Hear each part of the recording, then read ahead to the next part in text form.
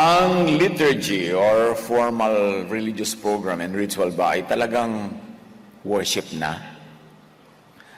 Pag ba dumalo at nag-participate sa pagtugtog, pag-awit, pagsayaw, pagbigkas sa mga corporate chants and verses and prayers, yung bang pagdalo sa praise and worship program ay nag-true worship na nga talaga by the standards of Jesus.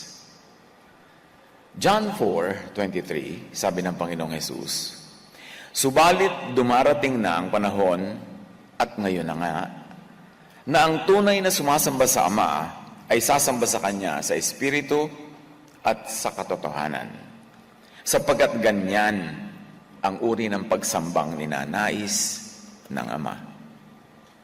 True worshipers will worship the Father in spirit and in truth. The Father is looking for those who will worship Him that way. That way ba tayo mag-worship? Do we worship in spirit and truth o dumadalo lang ng mga programa? Ano ang ibig sabihin ng Panginoon nung sinabi niyang darating ang panahon, and in fact dumating na nga kasabay ko, na ang tunay na nananampalataya ay mananampalataya, sasamba sa Espiritu at sa katotohanan, that people will worship in spirit and in truth. Ano yung kahulugan nun? Naintindihan na ba talaga yung in spirit and in truth?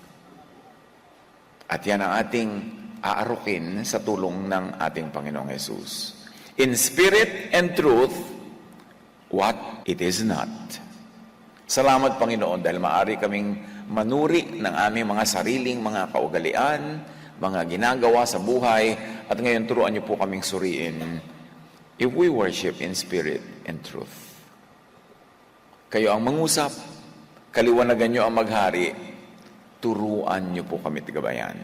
Dalangin namin, Ama, ang lahat ng ito sa ngalan ng iyong anak na si Jesus. What are hindrances to true worship? Mga hadlang sa pagsamba sa Espiritu at sa katotohanan.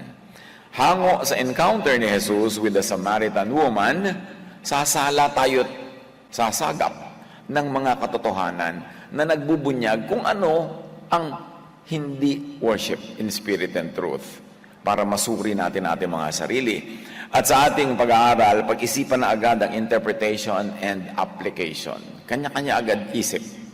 John 4, kailangang dumaan si Jesus sa Samaria.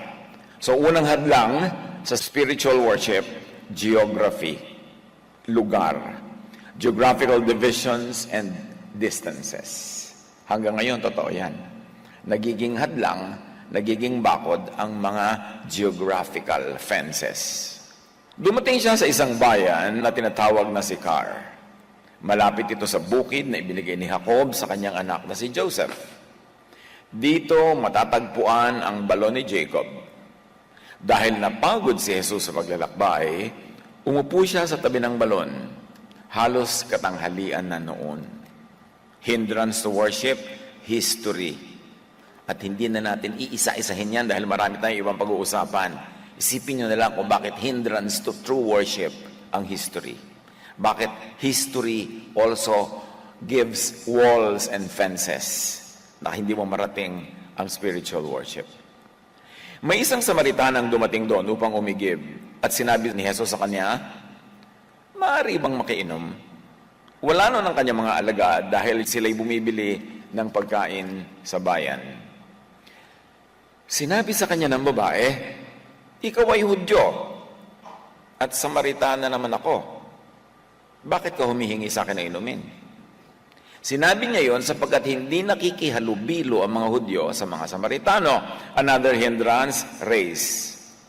Racial divisions. Sumagot si Jesus, "Kung alam mo lang," ibig sabihin hindi alam ha. "Kung alam mo lang ang kaloob ng Diyos at kung sino itong humihingi sa iyo ng inumin, ikaw ang hihingi sa Kanya at bibigyan ka naman niya ng tubig na nagbibigay buhay."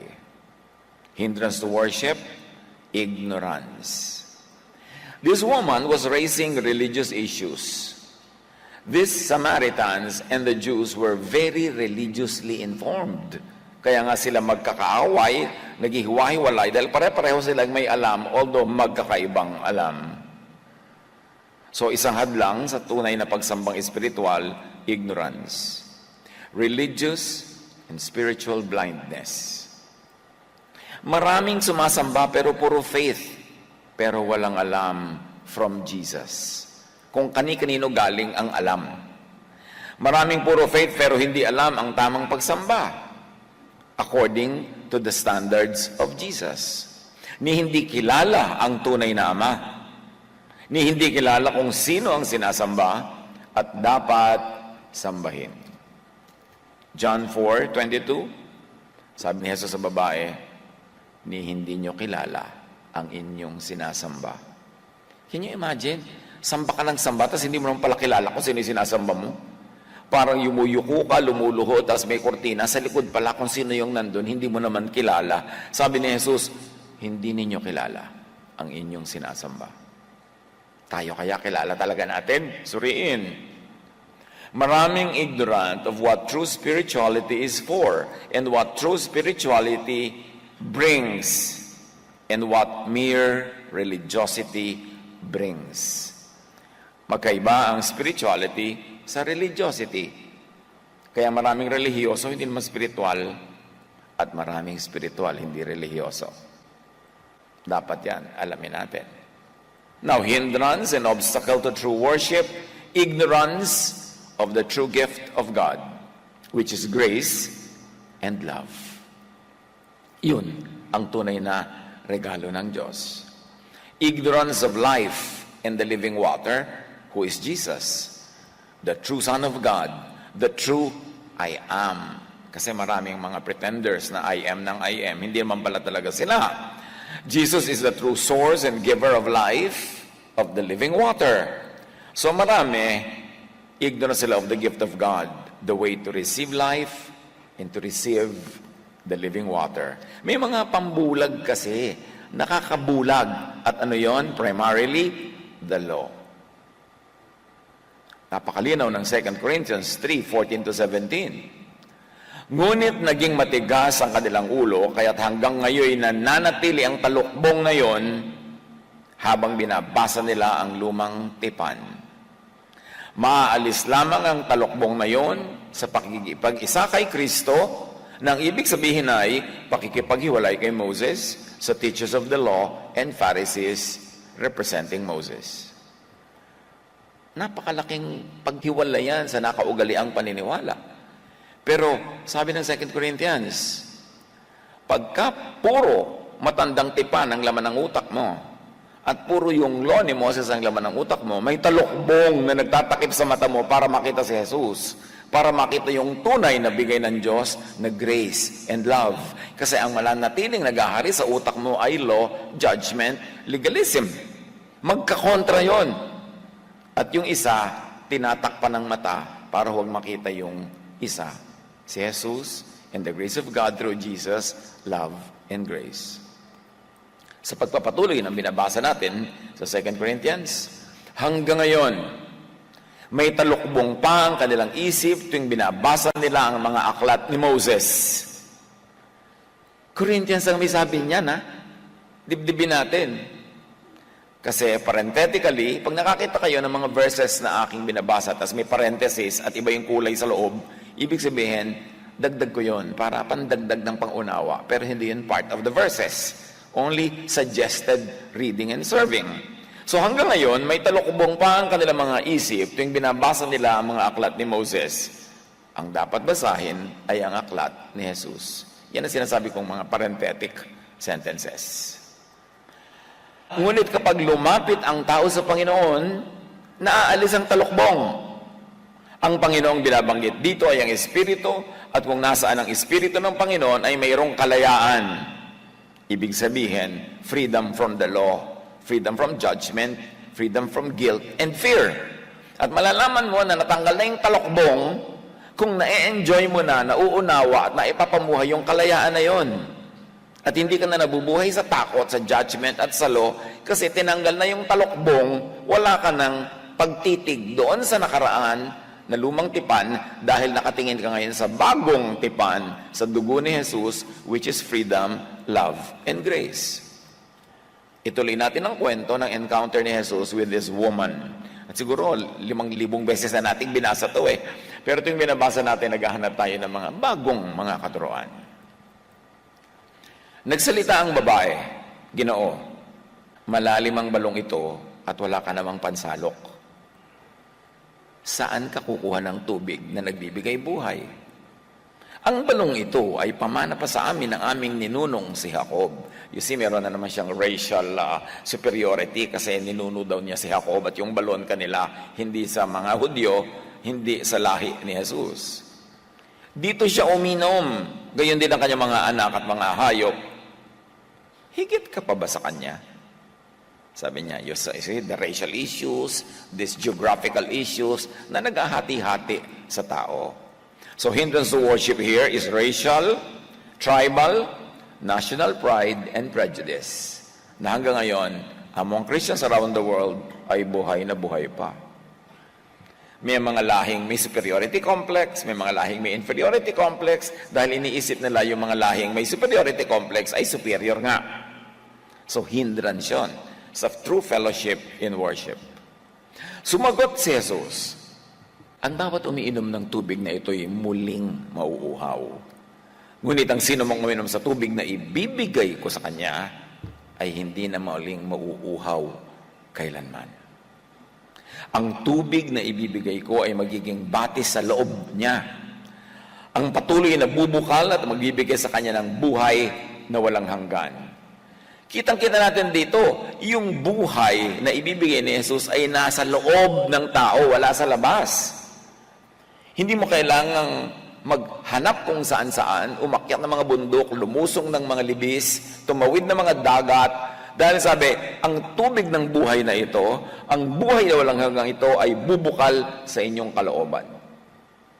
Mararamdaman nyo, malalaman nyo, malalasap nyo na meron kayong buhay na walang hanggan. At kailan yon? Pag natanggal ang talukbong ng panakot, ng takot sa law, sa judgment, ng guilt. Dahil makakaramdam ka na ngayon na malaya ka na, hindi mo na buhat-buhat lahat yung kasalanang ipinapataw sa iyo ng law.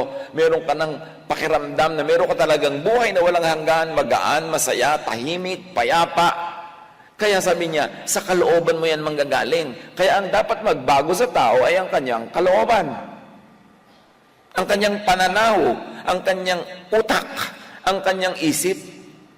Hindi magbago ng membership ng church, hindi magbago ng lugar na dadaluhan, na pagdadasalan. Wala yun, nasa loob. Kaya sabi ni Jesus, the kingdom of God is in you. Yun ang iyong hanapin. Huwag kang maghanap kung saan-saang nasa labas mo, nasa loob ang paghahari ng Diyos. Sinabi ng babae, Ginoo, bigyan niyo po ako ng tubig na yan upang hindi na ako muling mauhaw, ni pumarito pa upang sumalok muli. Umuwi ka at isama mo dito ang iyong asawa, wika ni Jesus. Wala akong asawa, sagot ng babae. Sinabi ni Jesus, tama ang sinabi mong wala kang asawa. Sapagkat 5 na ang iyong naging asawa. At ang kinakasama mo ngayon ay hindi mo asawa. Totoo nga ang sinabi mo. Hindi siya hinusgahan, hindi siya pinagalitan, hindi siya kinutya. Nagpakilala lang si Jesus na hindi siya karaniwang tao. Na alam niya ang buhay ng babaeng ito. Dahil yung babae, nagmamalaki pa eh. So parang sabi niya, teka, magkalinawan tayo kung sino ako para lumagay ka sa lugar at nang maintindihan mo ako. Alam ko ang nangyayari sa buhay mo, kilala kita. So Jesus reveals His super identity. Sinabi ng babae, Ginoo, palagay ko isa kayong propeta. Tama nga naman dahil bakit bilang ang mga nakasama na niya sa buhay. The woman comprehends na ang kausap niya ay di karaniwang tao. At dahil doon, handa na siya ngayong makinig. Hindi mag-lecture. Hindi ipagmalaking balon nila yon na apo siya ni Jacob. Dahil sinabi niyang, palagay ko isa kayong propeta. meron akong matututunan sa inyo. And then she opens a very important topic. Dito sa bundok na ito, sumamba sa Diyos ang aming mga ninuno. Ngunit sinasabi niyo mga Hudyo, nasa Jerusalem lamang dapat sambahin ng Diyos. You see, geography. So tell me, Inglesera rin tong babae, so nag-i-English siya. So tell me, why is it that you Jews insist that Jerusalem is the only place of worship, while we Samaritans claim it is here at Mount Gerizim? In sa Greek version, it is here on this mountain where our ancestors worshipped. Sabi niya, bueno. Isa kayong kakaiba at least propeta kayo. Paliwanag niyo nga sa akin ang issue na to. Bakit sinasabi niyo sa inyo lang, sa Jerusalem lang, sa temple lang, dapat sambahin ng Diyos? Kami naman, ang paliwanag sa amin ng mga ninuno namin, dito lang sa bundok namin, dito lang sa Gerizim. Ano ba talaga ang totoo? So the woman asks a timeless question. In response, Jesus defines true worship. Sinabi naman ni Jesus, maniwala ka sa akin. Darating ang panahon na sasambahin ninyo ang Ama, hindi sa bundok na ito, at hindi rin sa Jerusalem. At idinagdag ni Jesus, hindi ninyo kilala ang inyong sinasamba. Pagsabihan ka nito, kayo, mga ninuno nyo, generations sa sumasamba, sabi ni Jesus, dahil kilala mo na ako'y propeta, handa ka nang makinig sa higher teaching. Hindi nyo kilala ang sinasamba nyo. Hindi nyo alam kung sino ang sinasamba nyo. Jesus replied, believe me, dear woman, the time is coming when it will no longer matter whether you worship the Father on this mountain or in Jerusalem. So here, true worship, wala sa geography or location. Tapos hanggang ngayon, ang dami mga Kristiyano, kandara pa ng pilgrimage, kandara pa ng punta dito, punta doon. Sinabi na nga ni Jesus hindi sa Jerusalem, hindi sa Samaria, hindi na yun ang mahalaga sa pagsamba, hindi location. You Samaritans worship what you do not know. So ang mahalaga sa true worship ay kung sino at kung tama ang sinasamba. True worship is not about geography, location, or locality. The true high God does not live in particular locations, mountains, not in Samaria, on Mount Gerizim, or in Jerusalem, or on Mount Zion. In other words, may malaking pagtutuwid si Jesus sa pagsamba. Sinabi niya sa babaeng ito, pero sinasabi niya rin sa ating lahat na tumutunghay sa usapan nila. Kaya makinig. The true high God does not live in man-made temples. Kaya may mas malaking pagtutuwid dito. Makinig. Acts 7:48-50. Gayunman, ang kataas-taasang Diyos ay hindi naninirahan sa mga bahay na ginawa ng tao. Walang bahay ang Diyos. The Most High doesn't live in temples made by human hands. Sabi nga ng propeta, ang langit ang aking trono, sabi ng Panginoon, at ang lupa ang aking tuntungan. Anong uri ng bahay ang itatayo niyo para sa akin? O anong lugar ang pagpapahingahan ko? Hindi ba't ako ang gumawa ng lahat ng ito? Sino ang nagpagawa ng temple sa Jerusalem? Sino ang nakatira at nagtira sa temple sa Jerusalem? Sino ang nasa Mount Gerizim sa Samaria na sinasamba ng mga Samaritans naman? Sabi ni Jesus, hindi nyo kilala. Clueless kayo kung anong ginagawa nyo sa worship nyo.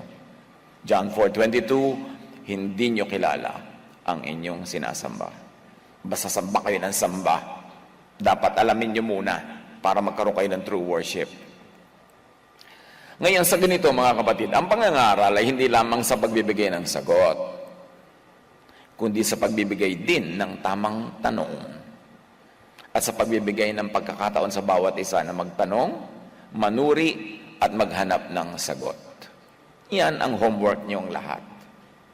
Alamin, sino ang sinasamba sa Mount Gerizim? Hindi pala nila kilala. Akala nila, yun, pero hindi pala.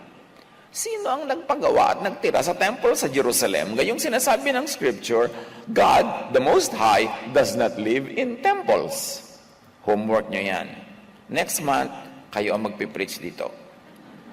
Kailangan dalhin nyo ang inyong mga na-research. Now, true worship is not about national, tribal, and cultural identity. Tapos ngayon, marami mga Kristiyano, hibang na hibang sa paghabol sa iba-ibang lahi dahil sinasabi nila, mas malapit sa Diyos ang lahing ito. Walang ganun. Isang kagilagilalas na kasinungalingan. Colossians 3:11, in this new life in Jesus, it doesn't matter if you are a Jew or a Gentile. Kita nyo, it doesn't matter if you are a Jew or a Gentile. Tapos yung iba, habol sa mga Jew. Nagpapanggap na Jew. Nagiging trinket Jew, pati mga kasuotan ng Jew, ginagaya. Sinabi na nga, it doesn't matter if you are a Jew or a Gentile. Circumcised or uncircumcised, barbaric, uncivilized, slave or free. Christ is all that matters. And He lives in all of us. Si Kristo ang pinakamahalaga sa lahat at siya'y nasa inyong lahat.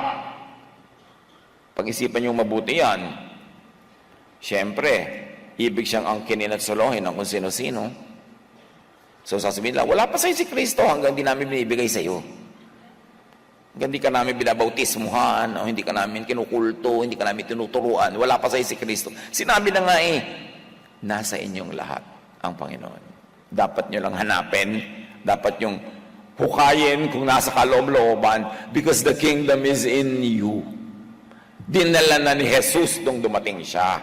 Hindi yan ipinagkait sa iba at ibinigay lang sa konti. Available to all. Ayaw siyempre yan ng corporate religion kasi nawawala yung franchise. Nawawala yung power as dispenser of blessing, as the only ark of safety, as the only door to heaven. Press release lang yun. Dito kayo sa Scripture makinig. True worship is not about religious membership. Luke 17:20-21, minsan si Jesus ay tinanong ng mga Pariseo kung kailan darating ang kaharian ng Diyos. Kasi sa mga Jews, ang kaharian ng Diyos ay isang bagay na darating mula sa langit. Bababa kasama ng mga ulap, inaantay-antay, inaabang-abangan, ipinapangako, tulad ng ipinapangako sa mga sinaunang Pilipino, ang pagkawala ni Bernardo Carpio sa pagkakagapo sa kuweba. Ibinibigay ito para may asahan kay, para lagi kang sumunod at kumapit. So, sabi niya, kailan ba darating ang kaharian ng Diyos? Yung kasi inaabangan nila, yung pagdating ng kanilang Mesaya, yung pagdating ng magliligtas sa kanila at bibigyan sila ng tagumpay laban sa lahat ng mga lahi sa mundo, gagawin silang military power and the center of the world. Yan ang kanilang paniniwala tungkol sa kanilang Jewish Messiah. In fact, si Jesus napagkamalan nilang Jewish Messiah nila. Kaya some people were about to take Him by force and force Him to become their king. Pero umalis si Jesus at nawala sa kanilang kalagitnaan. Napagkamalan nila, pero nung lumaon nalaman nila, ay hindi ito ang Jewish Messiah. Kaya pinapatay nila. Because the Jewish Messiah is supposed to be a military leader, a political personality. At sabi ni Jesus, sabi sa kanya ni Pilato, ikaw ba ang king of the Jews? Sabi niya, no, my kingdom is not of this world. So hindi siya ang Jewish Messiah na magtatayo ng kingdom for Israel. Sabi ni Pilate, ay, harmless naman pala to sa rule ng Rome. Sabi niya, wala ako nakikita ang problema sa kanya. Wala siya kasalanan, so pawala natin. Kasi nga, sa Rome, ang tunay na threat ay yung King of the Jews, the Jewish Messiah, who was going to lead them politically and militarily against any foreign power, and at the time, against Rome. Balik tayo. Tinanong ng mga Pariseo si Jesus, kailan darating ang kaharian ng Diyos? Sumagot siya, walang makikitang palatandaan ng pagdating ng kaharian ng Diyos. Kaya yung mga nahihibang dyan ng mga Kristiyano, tuwing lilindol, ayan, darating na si Jesus. Di ba? Tuwing merong dam na bumaha, ayan, second coming na. Tuwing may puputok na bulkan, end of the world na. Tuwing may pumuputok na pigsa, ayan, talagang end of the world na. Lahat na lang Sabi ni Jesus, walang nakikitang palatandaan. So tuwing may palatandaan, fake yun. Ano yun? Fake. Huwag kayong nagpapapaniwala sa kanyang mga kahibangan na lagi na lang natatakot. Nag-climate change lang, end of the world na. Talagang every so and so, may cycle ang planet nagpapalit. Except na nung huling palit, wala pa tayo dun.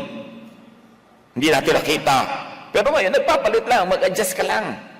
Ang init-init po, edi, huwag kang magbilad. Mamayang gabi ka na lumabas. Adjust. Tumataas po ang mga dagat, edi, pumunta ka sa bundok. Alam nga namang nandun ka, tapos papanalangin mo huwag tumaas. Talagang ganun. Natutunaw ang mga yelo. Ilang beses ay natunaw, nabuo, natunaw. Hindi in the end of the world. The planet is just changing the system to adjust to overpopulation ng mga tao. So, sabi ni Jesus, walang ganyan. Fake news yan. Walang palatandaan. At wala rin magsasabing, narito na o naroon na. Sabi niya, alam niyo kung bakit walang palatandaan ang pagdating? Kasi walang mangyayaring pagdating. Kasi ang kaharian ng Diyos ay nasa inyo. Nasa puso. Nasa isip. Wala sa darating na kung ano-anong phenomena. Nandyan na nga. Sa inyo nananahan. Hindi kayo ang papasok sa kaharian ng Diyos. Ang kaharian ng Diyos ay pupunta sa inyo. Kaya ang sabi ng prayer na itinuro ni Jesus, mapa sa amin ang kaharian mo. Mapa sa loob.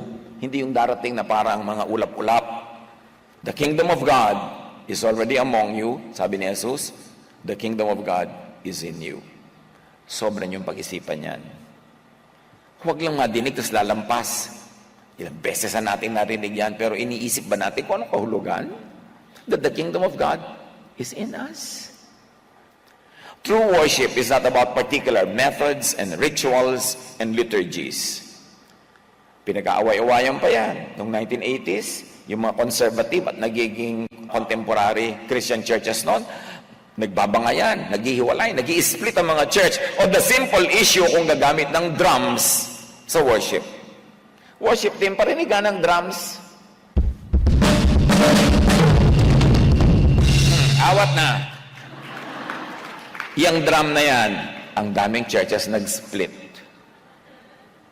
Kung gagamit ng drum or not. At meron pa mga churches nag-accommodate. May una silang part 1 ng kanilang pagsamba. Yung tinatawag nilang praise and worship. Merong drum. Dugudugudugudung, di ba? May kung ano-ano, may cymbals.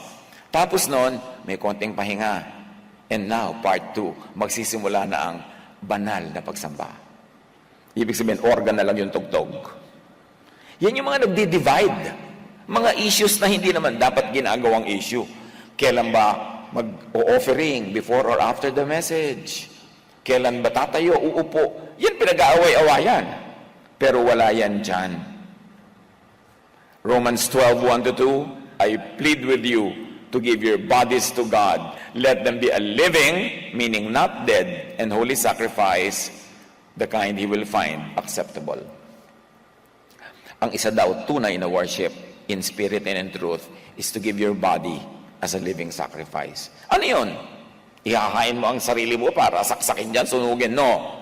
Maglingkod ka sa mga nangangailangan, mag-abot ka ng pagkain sa mga gutom, hagurin mo yung mga likod ng mga nagdaramdam, abutan mo ng pera yung salat na salat, dalawin mo ang mga nakakulong, pakainin mo ang mga nagugutom. Yun ang high religion. To offer your body as instruments of service of love. Because God is love, Jesus is love. Hindi yung body mo lang na nagkakakawag ka ng katataas ng kamay, although wala namang masama doon, pero kahit mangawit ka ng katataas ng kamay, kung wala kang ginagawang paglilingkod sa kapwa, hindi pa worship yon. Minsan emotional tripping lang yon. Yung mga iba yung, gusto ko pa i-worship, napaiyak talaga ako. Nag-emotional trip ka yata. Gusto mong paiyakin kita, halika rito. Hindi dapat ganun. This is truly the way to worship Him. Sabi na binabasa natin, don't copy the behavior and customs of the world. But let God transform you into a new person by changing the way you think. Then you will learn to know God's will for you, which is good and pleasing and perfect will. So the way to true worship is to change your mind. Change your mind about God. Change your mind about how to worship God and worship in spirit and truth according to the teaching of Jesus. Romans 12:1-2, ialay ninyo ang iyong sarili bilang isang handog na buhay. Ano ba yung buhay? Kumikilos. So handog sa pagkilos. Worship through movement. Banal at kalugod-lugod sa Diyos. Ito ang karapat-dapat na pagsamba ninyo sa Diyos. Meaning sa pagiging buhay at sa pagkilos, meaning sa pagmamahal sa kapwa. Huwag kayong makiayon sa takbo ng mundong ito, samba ng samba without understanding. Sa halip, hayaan ninyong baguhin ng Diyos ang inyong pag-iisip. Tungkol sa kung sino talaga siya at kung paano talaga sumamba. Sabi, upang maunawaan ninyo ang kanyang kalooban, sa gayon magagawa ninyo kung ano ang mabuti, kalugod-lugod, at ganap na kalooban ng Diyos. Ibig sabihin, hindi pa ninyo ginagawa kung ano ang mabuti, kalugod-lugod, at ganap na kalooban ng Diyos. Kaya sinasabi pa dito. Isaiah 29:13, and so the Lord says, these people say that they are mine, they honor me with their lips, but their hearts are far from me, and their worship of me is nothing but man-made rules learned by rote. Kabisote lang ang worship nila. Hindi galing sa loob, memoryado lang. Their worship is a farce, for they teach man-made ideas as commands from God. Obviously, the one speaking here is the Most High God, Elyon, because all of these characters, yung mga ayaw niya ng mga ganung-ganung drama, yung gusto niya yung taus-puso at mapagpakumbabang pagsamba, are all the teachings of the Most High God, Elyon. True worship is not about the verbal and ceremonial offering of praises. The Most High God is not egotistical. The Most High God does not seek praises. Kaya sabi ni Jesus, hindi nyo kilala kung sino sinasamba nyo na ang hilig-hilig magpa-praise. Hosea 6:6, I want you to show love, not offer sacrifices. I want you to know me more than I want burnt offerings. So the Most High God does not want burnt offerings. He wants His people to love one another as act of worship. Sapagkat wagas na pag-ibig ang nais ko at hindi handog. Sino ang mahilig sa handog? Kaya sabi ni Jesus, hindi nyo kilala ang sinasamba nyo. Sapagkat wagas na pag-ibig ang nais ko at hindi handog, pagkilala sa Diyos sa halip na handog na sinusunog. At napakalinaw ng sabi ni Jesus sa John 5:41-42, I do not accept glory from human beings. Hindi ko kailangang purihin ako ng purihin, ng purihin, ng purihin. Hindi ako yan. But I know you. I know that you do not have the love of God in your hearts. Hindi ako naghahangad ng parangal ng tao, subalit kilala ko kayo, alam kong wala kayong pag-ibig sa Diyos. Puro kayo papuri ng papuri, papuri ng papuri. Talaga bang may pag-ibig kayo sa Diyos? Show it by loving others. True worship is not about the offering of sacrifices. Hebrews 10:4, for it is not possible for the blood of bulls and goats to take away sins. Bakit offer sila ng offer ng blood of bulls and goats? Kanino nila ino-offer? Samantalang sinasabi, hindi ako mahilig sa mga ganyan. Sino ang mahilig? Sabi ni Jesus, hindi nyo kilala ang sinasamba nyo. Ipinapakilala ko sa inyo para maituwid ang mga ginagawa nyo. Psalm 51:16-17, you are not happy with any sacrifice. Otherwise, I would offer one to you. You are not pleased with burnt offerings. Yan ang sinasabi to the Most High God. You are not pleased with burnt offerings. The sacrifice pleasing to Elohim is a broken spirit. Marami sa atin, bago sa paninig yung Elohim, actually Elohim is translated into English as God.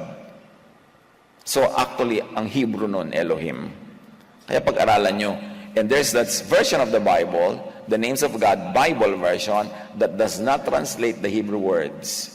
Kaya ang mababasa mo doon, Elyon, Elyon Elohim, hindi yung mga the Lord, God, kasi in English na eh.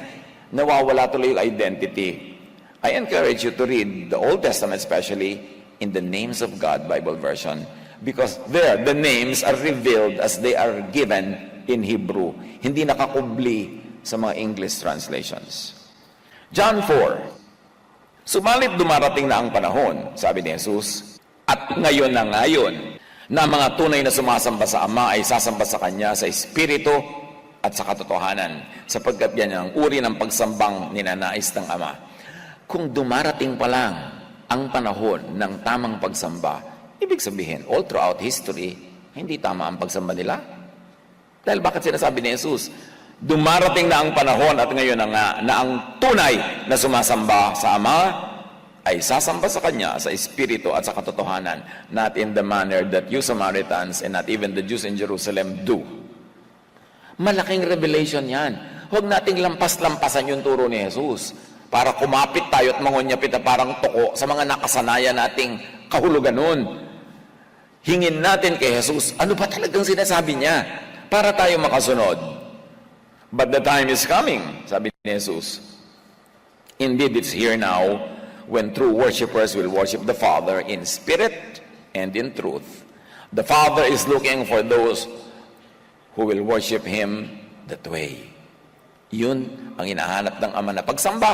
Yun ang hinahanap ng Ama ng mga sasamba. True worship is about worshiping the true Father in spirit. May true Father kasi may fake. Homework. Sino ang fake? Pag sinabi ni Jesus, I am the truth, ibig sabihin may falsehood. Pag sinabi ni Jesus, I am the way, therefore merong dead end. Pag sinabi niyang, ako ang buhay, therefore merong death. Laging may tinutumbok ang sinasabi ni Jesus, parang echo yan, parang nananalamin, merong reflection. So sinabi niya, I am the way, kasi ang nakasanayan ng mga tao, hindi yung true way, dead end. Dapat alamin. Sabi niya, true worship is about worshiping the true Father in spirit, not in the flesh, not in material or physical or sensual ways. Pag sinabi, worship God in spirit, ibig sabihin, don't worship in the flesh, in material things. Kailangan spiritual. At ano ang spiritual? Hindi nakikita, hindi nahahawakan. Philippians 3:3, for we worship by the Spirit of God. We put no confidence in human effort. Ano yung human effort ng worship? Marami yon. Yung nagdadadapa ka dyan, nagtitihaya ka, na kung ano pinagkakagawa mo, mga ritual, mga programa, mga props. Hindi yun masama per se. Pero hindi pa yun ang worship. Dapat yun, portal pa lang, pinto, para makapasok ka doon sa sacred space. Pero akala na iba yun na yun. Yung umattend ka ng program, nag-worship ka na, nagtaas ka ng kamay, nag-worship ka na, kumanta ka na, nag-worship ka na. Kaya yung mga iba, 10, 20, 30, 40 years, worship ng worship, wala naman spiritual growth. Kasi dumadalo lang ng programa. Handun na. Parang, ayun na, nakasamba na ako. Anong ginawa mo? Ay, di kumanta ako, nag-pray ako, naghulog ako sa basket. Yun lang, sumamba ka na. Yun lang ba talaga yun? O, step pa lang yun patungo sa tunay na pagsamba. Suriin. Romans 8:26, and the Holy Spirit helps us in our weakness. For example, we don't know what God wants us to pray for, but the Holy Spirit prays for us with groanings that cannot be expressed in human words. You see, we don't even know how to pray. Tinutulungan tayo ng Espiritu sa ating kahinaan sapagkat hindi tayo marunong manalangin ng nararapat. Kaya ang Espiritu ang namamagitan para sa atin at dumaraing sa paraang hindi natin kayang sambitin. So nagpray ka ng nagpray, 10 paragraphs, 10 chapters, ang haba. Sabi nga hindi naman tayo marunong magdasal. Spirit dapat na nagdadasal para sa atin. Kasi hindi naman natin alam talaga kung ano ang kalooban ng Diyos. Alam niyo ng Espiritu. At yung Espiritu pwede tayong turuan. In fact, pwedeng manalangin for us in our behalf with words, with groans too deep for human words. Kaya sabi ni Jesus, huwag niyong akalain na pag marami kayong dasal, maraming salita, nagdasal na nga kayo. Pagans do that. Pero ang mga tunay na nanalig sa Diyos, hindi dinadaan yan sa salita o sa dami ng salita. Kaya sabi ni Jesus, when you pray, go to your room, close the door, and you can be alone, and the Holy Spirit can be alone with you and you can interact with God in a very personal way. Kasi kung ang dami-dami yung nagdadasal together, may prayer leader, nakalista pa yung mga idadasal, di prayer with words yun. Human agenda. Hindi yun masama, ang group prayer, no? Very powerful yan. Pero hindi yun ang end. Hindi ko man nagtipon-tipon kayo sa luneta, nagdasal kayo doon sabay-sabay, may mga kung ano mga programa, nagdasal na nga kayo. Although pwedeng maging springboard yon ng tunay na dasal, pero hindi pa yon ang dasal. Ang daming itinuro sa Jesus, sinutuwid niya yung mga practices sa mga tao. Pero ang nangyari, nung pupunta na si Jesus sa langit, nag-backslide ang church, bumalik sa mga dating gawi. And usually, gawi ng mga Jews. Yun uli ang namayani. Sabi niya, Matthew 6:6, kapag mananalangin ka, pumasok ka sa iyong silid at isara mo ang pinto, saka ka manalangin sa iyong ama na hindi mo nakikita. At yung ama na nakakakita ng ginagawa mo ng lihim, ang siyang magbibigay sa iyo ng gantimpala. Tapos ang hilig-hilig ng mga Kristiyano mag-pray sa mga public places, ang dami-daming tao, may mga sponsor pa, may mga commercial pa. Tapos hindi naman talaga prayer, political rally. Yung pala may mga patatamaan, may mga patututsadahan. Ba't ka pa sumali dun? Sinabi na nga ni Jesus, pumasok ka sa kwarto mo at magkulong ka. Sumusunod ka or not? Magkalinawan tayo. Mahalaga ang public prayer, ha? Mahalaga ang group prayer. Pero hindi yun ang lahat-lahat. Dapat yun, step 1 lang, patungo sa true spiritual prayer. At hindi dapat nawawala yung personal, private prayer kung saan nagkakasarilinan kayo ng Espiritu ng Diyos. Kung saan malaya ka at hindi ka controlled ng program, hindi ka controlled ng mga anong dapat ipag-pray, anong hindi dapat ipag-pray, malaya yung Espiritu. Kasi pag matao, malamang nagiging performance ang prayer.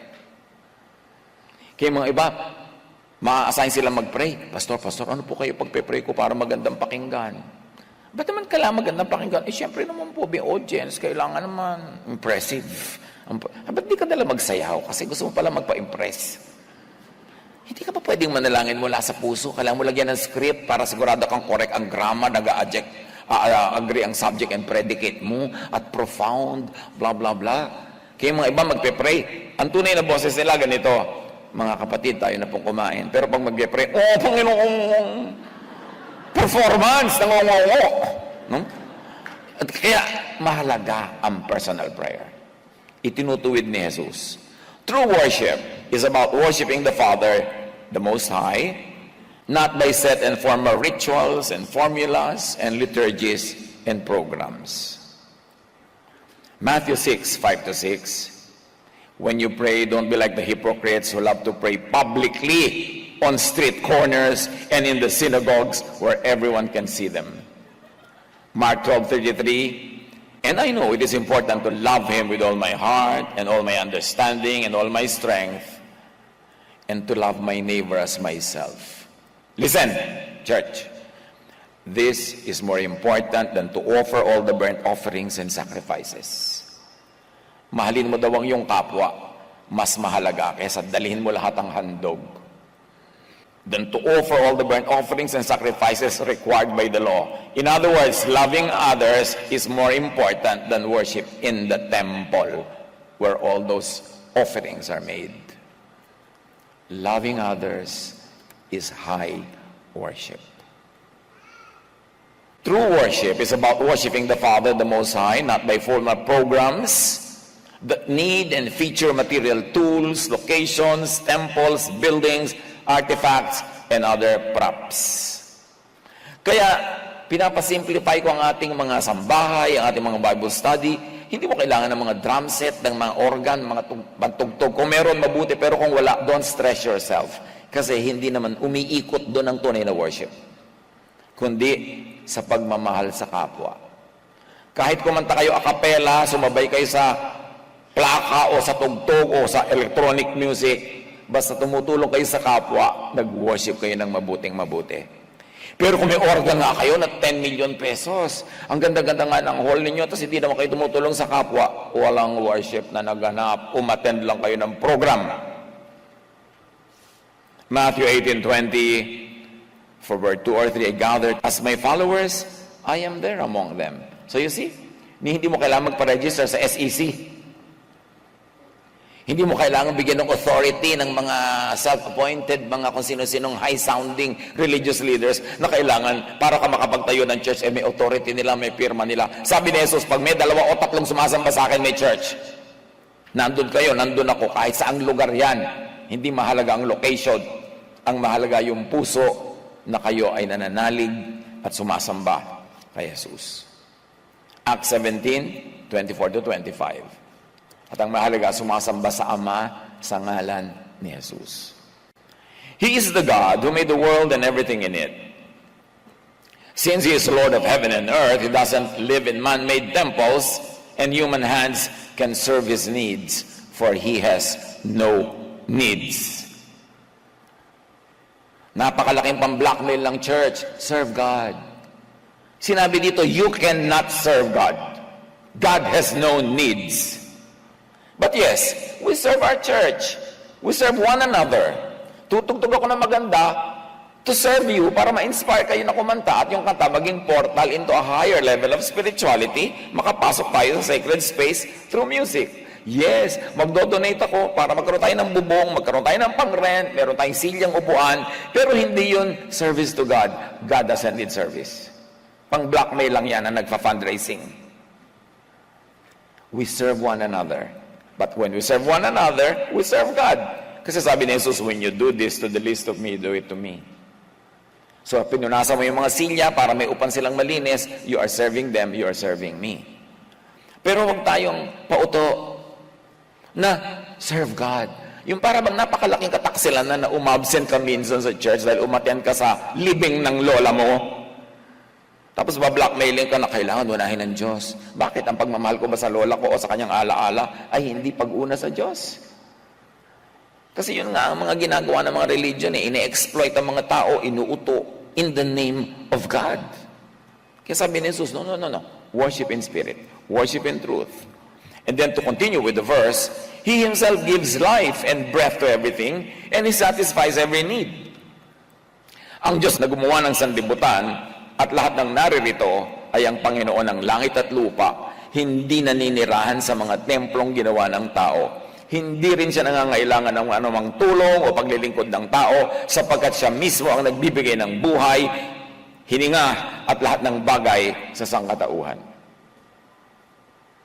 Pag sinabi mong I serve God, para namang inisip mong mas malakas ka pa kaysa sa Diyos, kailangan ka niya. Intindihin nga natin ang ibig sabihin nun. God gives us everything we need. Tapos, ang laging iuukil-kil ng mga relihiyon, serve, serve, serve. It is not the Most High who demands service. Sino bang mahilig na servant siya? Again, homework, pag-aralan nyo. Kasi sabi ni Jesus, you do not even know who you worship or who you serve. At sabi ni Jesus, even the Son of Man came not to be served, but to serve. Siya rin. Hindi siya humingi ng paglilingkod. Ang ngayon, it is a contrast dahil may mga religious figures na laging humihingi ng paglilingkod. Sabi ni Jesus, not me, not even I. I came to serve, not to be served. True worship is about worshiping the Father, the Most High, not only by formal programs that need feature human leaders and mediations and mediators. Sumusobrang naging person-centered ang religious activity. Kaya natin dine-decentralize ang lahat. One of the reasons why we do sambahay worship 3 Sundays a month and one only here is to decentralize it, to take the attention away from me para ang mga iba nating pastors can lead and teach and can grow in the ministry. Because as they say, nothing grows in the shadow of a big tree. Pagka lagi ang laki-laking bulwagan, paano madedevelop ang mga iba? Dapat may dinedevelop tayong ganon para maraming avenues for growth. Hindi dapat sobrang dependent sa tao o sa isang tao. 1 Timothy 2:5, there's one God and one mediator who can reconcile God and humanity, the man, Christ Jesus. Iisa ang tagapamagitan sa Diyos at sa mga tao, ang taong si Kristo Jesus. There is no need for human intercessors between people and Jesus. Sabi kasi na iba, yes, si Jesus ang ating mediator between us and God, pero kami ang mediator naman nyo between you and Jesus. Walang ganon, invento lang yun ng mga tao. Red tape lang yan. Dumarami lang ang bida. Now, surely praying for one another has benefits, and it's nice when people pray for us. It's good when we pray for people, which we will discuss in part 2 of this message. Hindi kasi kasya sa isang worship lang, but it is not as necessary as self-appointed intercessors market themselves. Hindi kailangan. Hebrews 4:14-16. So then, since we have a great high priest who has entered heaven, Jesus the Son of God, let us hold firmly to what we believe. This high priest of ours understands our weaknesses. So let us come boldly to the throne of our glorious God. Hindi ka na kailangan magpasama, magpaakay. Go in to the presence of God boldly. There we will receive His mercy and we will find grace. True worship is about worshiping the Father in truth, not in lies, not in falsehood, not in religious drama, not in half-truths. The time for true worship had come with Jesus, had come with the revelation of Jesus. Inireveal ni Jesus, hindi nyo kilala, nyo sinasamba, ipapakilala ko sa inyo kung sino dapat. At ang worship nyo, hindi yan ang hinahanap ng Ama. Ang hinahanap niya is to worship in spirit and truth. So the time for that kind of worship had come with Jesus. Pero natuloy ba ang pag-develop ng ganong worship? Nag-backslide ang church into the religious traditions na kinalakihan nila. The true Father, at lagi natin sinasabing true Father kasi mayroong fake. The true Father seeks true and spiritual worship. Does not want worship that centers on man-made temples, sacrifices, human priests, leaders and intercessors, group hype, and emotional people getting their fix, their trip, their high, their religious opium. Marami kasi yung relihiyon, naging opium na lang eh. Pampahay, kailangan ng tripping, kailangan ng fix. How can corporate worship be beneficial then? When it can serve as portal, as entry point to the divine space, to the divine frequency. And that's a word. Take note of that word frequency because we'll use it more often. So, corporate worship can be beneficial when it becomes a portal into what we call heaven, which is not a place but a state of heart and mind, and be one with the divine. Worship, corporate worship is beneficial when it is not packaged as an end in itself and by itself. Kaya sabi ni Karl Marx, na inspiration ng maraming socialist philosophies, the religion is as opium des volkes, or religion is the opiate of the masses. Religion is the opium of the people. Pangbangag para nila malimutan ang mga hapdi ng katotohanan. Pampahay para nila malimot ang kanilang mga kabiguan at kabiguan kahit ng relihiyon. Sabi Karl Marx yun. Partly, Karl Marx is right. But it is not all true in itself. Pagka ang religion ay ginamit mo talaga na pangbangag, panglibang, panguto, pangmangmang, magiging ganun nga. Magiging tama siya. Pero may tama rin paggamit ng religion. Kung ituturo mo si Jesus, ang kanyang katotohanan na nagpapalaya, at kung magwa-worship ka in spirit and in truth na siyang gusto ng Ama. Tuloy ang nangyari sa babae at kay Jesus sa John 4. Sabi ni Jesus, ang Diyos ay Espiritu at ang mga sumasamba sa Kanya ay dapat siyang sambahin sa Espiritu at sa katotohanan. Nakaapat na ulit na tayo. Kailangan kasi tandaan ha? For God is Spirit, so those who worship Him must worship in spirit and truth. Now, we come to the message. Intro pa lang lahat kanina. Pwede nyo nang ilabas sa inyong mga biskwet. Numbers 23:19, God is not a man. God is not human. Obvious ba yun? Kailangan pa ba sabihin yun? Kailangan. Kasi sobrang na-anthropomorphize ang Diyos. Biglang ang Diyos sa isang parang lolong may puting balbas na nakaupo sa kanyang silyon, nalalapit-lapit kang uungot-ungot at ibibigay naman sa iyo mga gusto mo. Sobrang ginawang parang tao. Ang Diyos ay nagagalit. Yung, naku, lumilindol, minatabunan, nagalit ang Diyos. Alam niyo ba, may nagsabi sa akin na may isang pamilya, dahil meron silang kamag-anak na nagbalik-bayan. Umabsent sila minsan, araw ng linggo sa church at ipinasyal yung mga kamag-anak. At doon sa pasyalan, nabarog sa swimming pool ang bata, nabiyak ang bungo. Nanganib ang buhay. Nung malaman ng mga nasa church, marami sa kanila sabi, parusay ng Diyos, di sila kasi nag-church. Can you imagine that kind of mentality being developed and bred in the church? So, ang Diyos ay nagalit, nagtampo, hindi ka nagsimba, sabi, maibarog ang ulo ng batang ito at mabasag. Ganon? Pagka bakit naman po, inihingi ko pumasa ako sa board, hindi ako pumasa, nagtatampo na po ako sa inyo. Tinatrato natin ang Diyos sa parang tao. God is not a man. God is spirit. Not human, not physical, not material. Pakaisipin nyo yun. Palayain nyo ang Diyos mula sa imahen na ginawa ng relihiyon. Kinulong ang Espiritu ng Diyos sa loob ng mga imahen na tumutugma sa mga gusto at hilig ng tao. Na ginagawa natin ang Diyos kumisa na parang kapwa-tao. Hindi siya tao. Imagine, think of God as spirit. Madali pa yon kasi sanay na tayo sa spirit, spirit, spirit.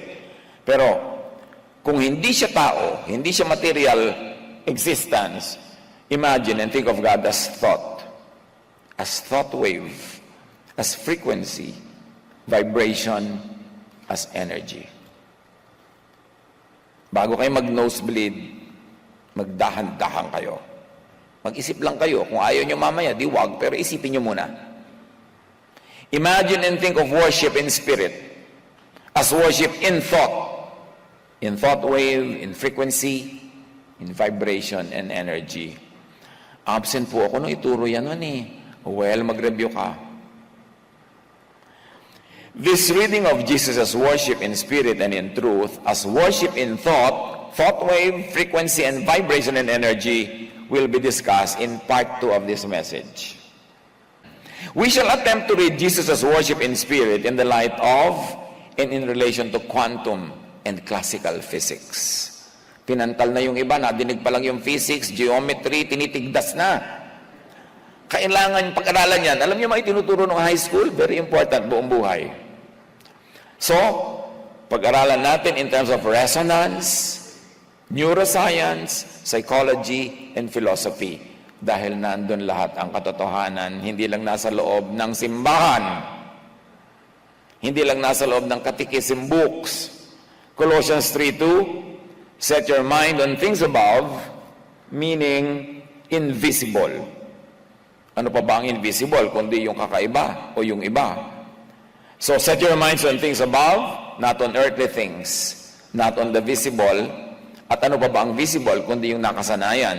So, dapat explore na natin ang hindi nakasanayan, yung invisible, yung things above, not only the things on earth. Ang mga bagay na panlangit, ang isaisip ninyo, hindi ang mga bagay na panlupa. Think of the invisible, not only the visible. Think of the intangible, not only the tangible. 1 Corinthians 2:11, for who knows a person's thoughts except their own spirit within them? In the same way, no one knows the thoughts of God except the Spirit of God. So, nakikita natin dito yung thought, yung spirit, said in the same breadth and depth as we'd say frequency, energy, vibration, wave. The way to worship, to connect with God, is to be one with God in spirit, meaning in thought, in vibration, in frequency, in resonance.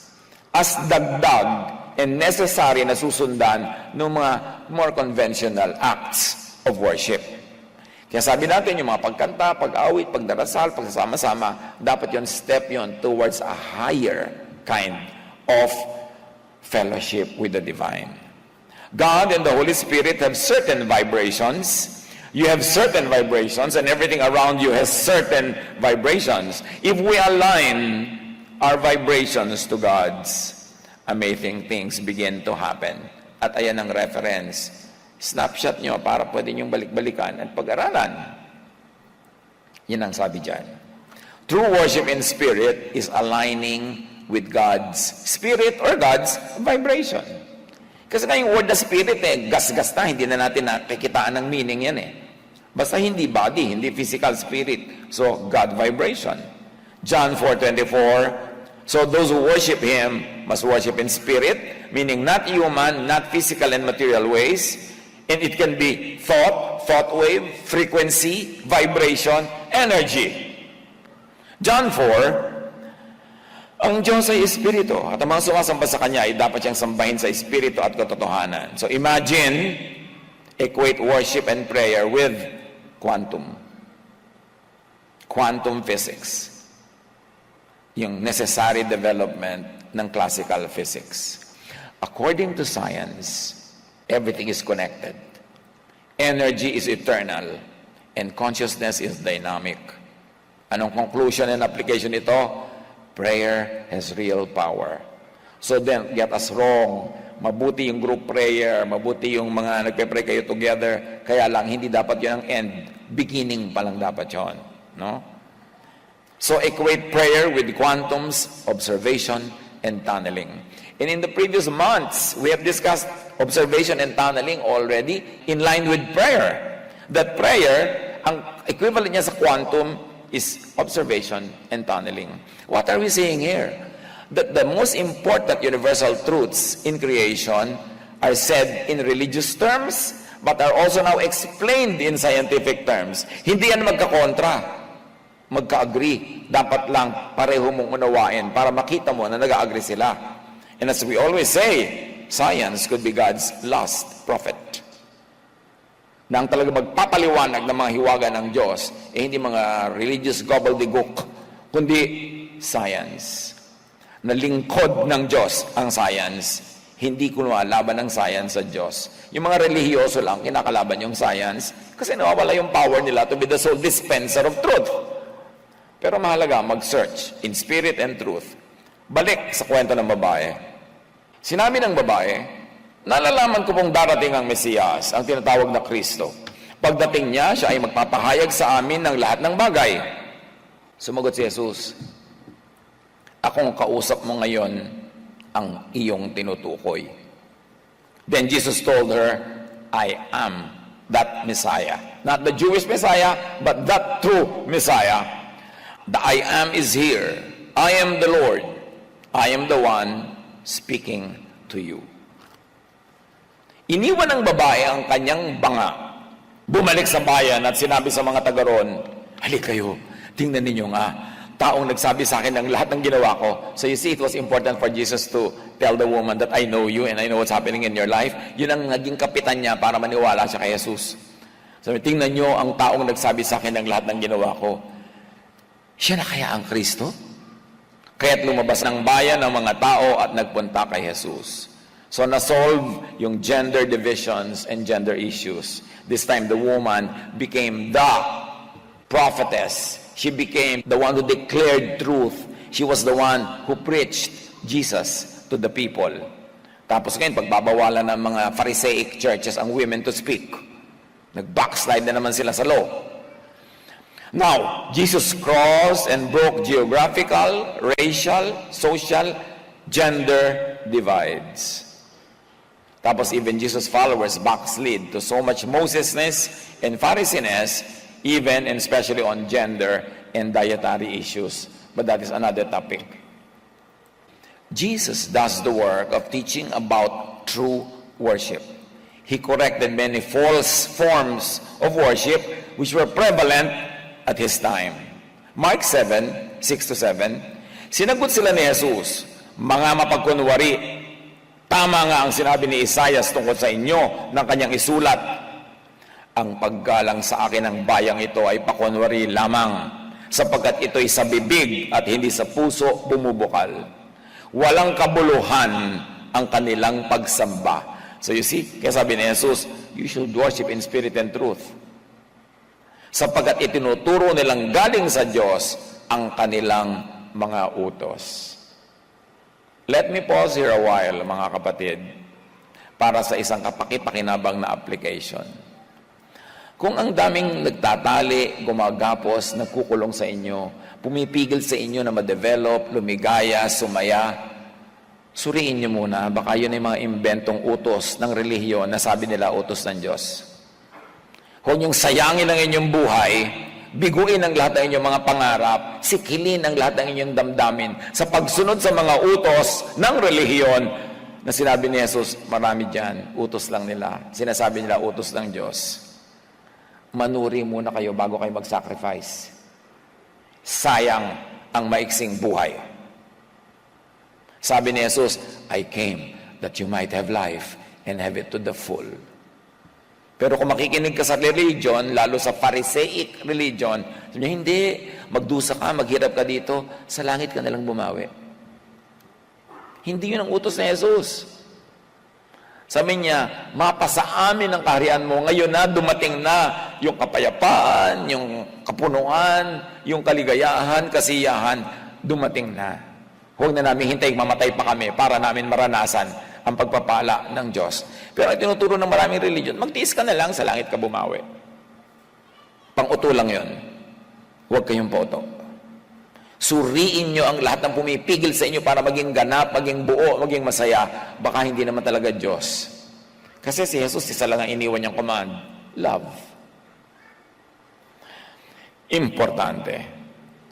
At sabi ni Nikola Tesla, if you want to find the secrets of the universe, think in terms of energy, frequency, and vibration.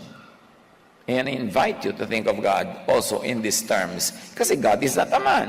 Hindi siya tao. Hindi siya physical. So dapat spiritual. And spiritual can mean vibration, frequency, energy, wave.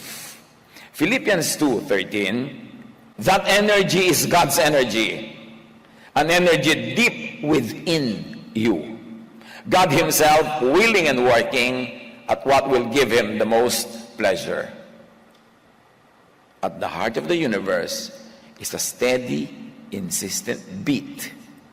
The sound of cycles in sync. Synchronized yan. These feats of synchrony occur spontaneously, almost as if nature has an eerie yearning for order. At yan sa babada naman ang reference. Kung gusto nyo, sundan nyo yan. Pag-aralan nyo pa, window lang yan eh. Marami pang laman na iba. Back to John 4. Maraming Samaritano sa bayang yun ang naniwala kay Jesus dahil sa patotoo ng babae. Sinabi niya sa akin ang lahat ng aking ginawa. Kaya pumunta sila kay Jesus at nakiusap na tumigil muna siya ron. At tumigil nga siya ron sa loob ng 2 araw. Can you imagine? He was invited by the Samaritans to stay for 2 days. At marami pang sumampalataya nang mapakinggan siya. Pagkatapos sinabi nila sa babae, naniniwala kami ngayon, hindi na dahil sa sinabi mo, kundi dahil sa narinig namin sa Kanya. Alam na namin siya ang tagapagligtas ng sangkatauhan. Tagapagligtas from the law, from judgment, from death, from fear, and from guilt, which is peace, which is love, which is heaven. Hear Jesus. Worship in spirit and truth. Reviewin natin ang ating paraan ng pagsamba. Kung sumasamba na ba talaga tayo o umaaten ng program. Review your concept and practice of worship. Your corporate, physical acts of worship. They are not an end in themselves. So observe. Ang worship ay hindi lang dapat emotional tripping. Kailangan may pagbabagong loob, pagbabago ng isip. So corporate worship is very useful and fruitful if natatranscend at nagiging portal, door, entry point into that sacred space where more spiritual revelation can happen. Enter the divine space through worship in spirit. Paano ba mag-worship in spirit? How does one enter sacred space? How does one become one with the Spirit of God? How does one vibrate with the Creator? maraming elaborate na paliwanag, pero para sa pinakasimple at madaling maintindihan, love. How do you enter the sacred space of the divine? Vibrate in divine vibration. God is love. Jesus is love. Jesus is the way. Therefore, Jesus' way, love is the way to the divine. So kung hindi naguguluhan ka, magulo, maraming ideya yung kung gano-ano pa, simple na lang, love. Because when you love, you vibrate in the divine frequency. You enter that divine circle. You enter the eternal circle of the Father. Therefore, yun ang way to God.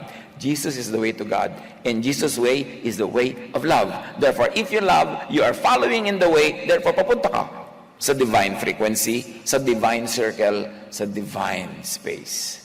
Panginoon, turuan niyo po kami na hamunin ang aming mga sarili para i-review ang mga dati na naming mga paniniwala at mga paninindigan at unawain namin kung anong sinasabi ni Jesus to worship in spirit and in truth.